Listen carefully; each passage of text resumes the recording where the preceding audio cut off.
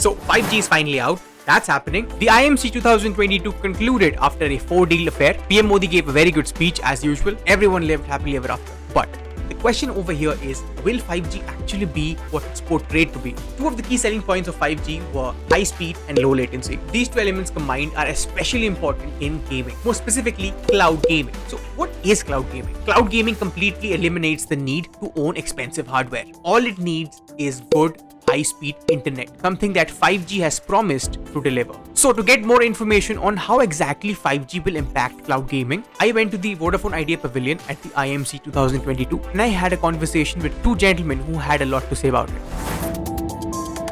Future of cloud gaming is bright in India. Okay. Very, very bright.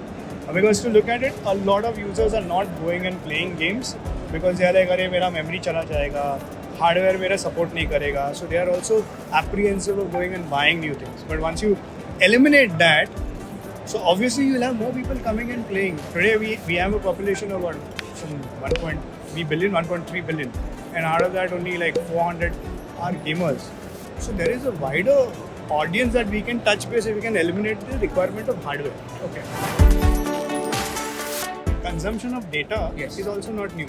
It was there from 2G, 2.5, 3. Now, from that point to now, the consumption has only just exploded, right? Yes, because it has become faster, it has become easier. Yes. So it has become easier for people to consume. The infrastructure will grow. I mean, even 4G, if you see a couple of years back, I think that's what, in an earlier session, someone was talking, right? When it got launched in, say, 2014, 15, it was, in the next 1 or 2 years, adoption was 9%. Now, if you see almost 67-68% of the devices or customers in India use, say, 4G.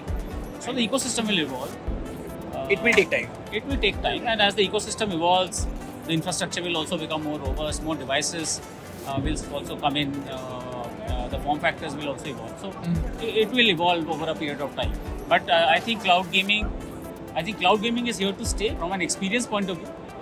The experience doesn't depend on the handset anymore so much, right? So yeah, so it will pick up, and I think what we were discussing today, and what Akshay in fact was mentioning that that in the next couple of years he sees cloud gaming definitely as one of the large use cases of 5G.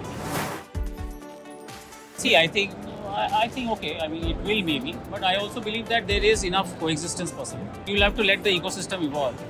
So the way I see this is that there is enough for both to coexist. Still, I think a lot of very serious gamers will be on PC. Till the time the ecosystem, I mean, it's a coverage issue, right? Till the time the coverage on, say, 5G becomes so ubiquitous that your speed and latency, broadband is no longer a requirement, right? So there is enough coexistence which is possible now. So I don't think currently it will be so much of a problem, but it will maybe in the long run, yes, it might see serious mobile gaming boom. Okay. Right? Because see, currently the number of casual gamers in the country is what, 400 million? Casual, serious, core, mid-core, I would say core is there. It's mixed, I guess. Mixed, right? But a lot of esports are still maybe played on the Primarily on PC, right? PC so that will over a period of time maybe change. But currently I feel there's coexistence which is possible, which will happen. 360 has multiple use cases on skill development, training, education. When the Prime Minister was inaugurating, there was a lot of conversation around metaverse and learning. Where this girl said that how she could visualize the rings of Saturn, right? So that's really about immersive learning. Immersive learning will pick up for sure, and that's a large use case for VR. The form factors will evolve. Whether you wear a bulky glass or you wear something lighter, that will evolve over a period of time. But education content, skill development content, right? How you are training your, say, staff. A lot of things which require machine training, right? How you are painting, how you are welding, immersive viewing, right? You don't have to anyways look for the best seat.